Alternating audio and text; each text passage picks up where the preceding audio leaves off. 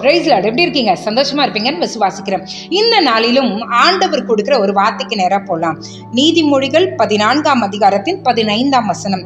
பேதையானவன் எந்த வார்த்தையும் நம்புவான், விவேகியோ தன் நடையின் மேல் கவனமாயிருக்கிறான்.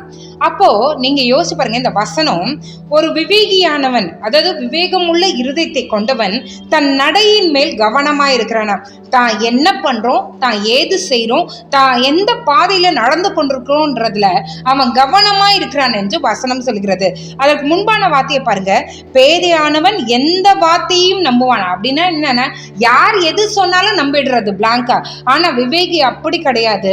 அவனுக்கு தெரியும் தான் எப்படி நடந்து கொண்டிருக்கோம், தான் என்ன செஞ்சு கொண்டிருக்கோம், தான் எதை பின்பற்றி போய் கொண்டிருக்கிறோம் என்கிற ஒரு தெளிவு அவன் இடத்துல இருக்கும். அவனை போய் யாராலுமே ஏமாற்ற முடியாது.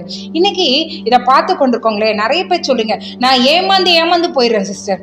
அன்பை செலுத்துற அவங்க அன்புக்கு தகுதி இல்லாதவங்களா இருக்காங்க, என்னை துரத்தி விட்டுறாங்க.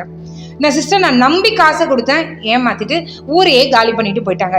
சிஸ்டர், நம்பி அவங்கள அந்த ஒரு வேலையை, அந்த கடையை கொடுத்தேன், இருக்கிறது எல்லாத்தையும் ஸ்பாயில் பண்ணிட்டு அவங்களும் எனக்கு எந்தவித உத்தரவாதமும் கொடுக்காம நிற்கிறாங்க. நான் என்ன பண்றதுன்னே எனக்கு தெரியல சிஸ்டர். என் மனைவியை நம்பி தான் என் குடும்பத்தை விட்டுட்டு நான் போறேன், ஆனா என் குடும்பம் இப்படி இருக்கு. இப்படி அநேகர் புலம்பிக் கொண்டிருக்கிறத நான் பார்க்கிறேன். இன்னைக்கு ஆண்டவர் நமக்காகவே பேசுகிறார். என்ன பேசுறாரு? விவேகியோ தன் நடையின் மேல் கவனமா இருக்கிறான். தான் என்ன செய்யறோன்றதுல அவன் கவனமா இருக்கிறான். உன்னுடைய காரியங்கள்ல நீங்க கவனமா இருக்கீங்களா? நீங்க உங்களை யாரையாவது நம்பி பொறுப்புகளை கொடுத்தீங்கன்னா அதுல உங்களுக்கு ரெகுலர் உங்களுடைய பார்வை அந்த வேலையின் மேல இருக்கிறதா? ஒருத்தர்கிட்ட ஒரு உத்தரவாதத்தை கொடுத்தீங்கன்னா அது கணக்கு விசாரிக்கிறவங்களா நீங்க இருக்கீங்களா? உங்களை நம்பி கொடுத்திருக்கிற குடும்பத்துல நீங்க கேள்வி கேட்டு அந்த குடும்பத்தை நடத்துகிறதுல நீங்க கரெக்டா இருக்கீங்களா? நீங்க கவனமா இருக்கிறீங்களா?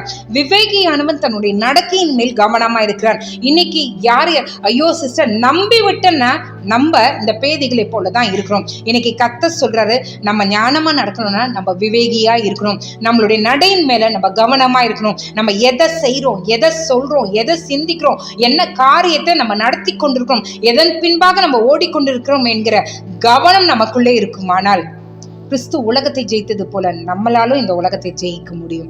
ஹல்லேலூயா. இந்த நாள்ல கர்த்தரிடத்துல கேட்போம், ஆண்டவரே, விவேகி எப்படி தன் நடையின் மேல கவனமா இருக்கிறனோ அது போல என்னை நம்பி நீர் கொடுத்திருக்கிற காரியங்களை நான் கவனமா இருக்கணும். எனக்கு அந்த விவேகம் உள்ள இருதயத்தை தாங்கன்னு சொல்லி கர்த்தரிடத்துல கேட்போம். கர்த்தர் நிச்சயமாகவே நமக்கு உதவி செய்ய அவர் வல்லவரா இருக்கிறார். ஜெபிக்கலாமா? எங்களை நேசிக்கிற நல்ல பரமபிதாவே, அப்பா, எத்தனோ பேர் கிளாஸ்ல ஆக்கிட்டு நீர் எங்கள் தந்தீரே, உமக்கு நன்றி.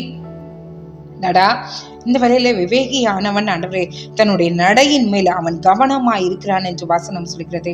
அப்பா, எங்களுடைய நடையின் மேல, நாங்கள் செய்கிற காரியங்களின் மேல கவனமா இருக்கிறவர்களா நீர் எங்களை மாற்ற வேண்டுமா நாங்கள் ஜெபிக்கிறோம் ஆண்டவரே.